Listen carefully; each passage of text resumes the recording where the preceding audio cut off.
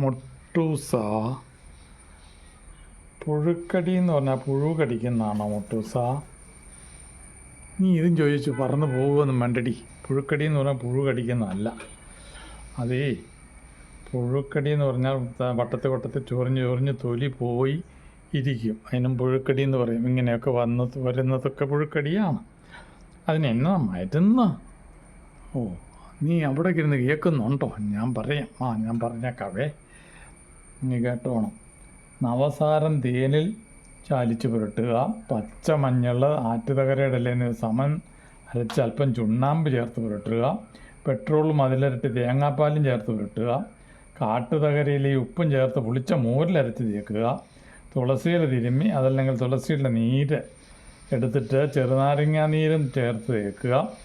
കപ്പളമില്ലേ, ഇവിടെയൊക്കെ നിൽക്കുന്ന കപ്പളം, ഇത് കണ്ടില്ലേ? ആ കപ്പളങ്ങയുടെ കറ കുത്തി ഉണ്ടാകുന്ന കറ അതെടുത്ത് പുരട്ടിയാലും പുഴുക്കടി പോകും.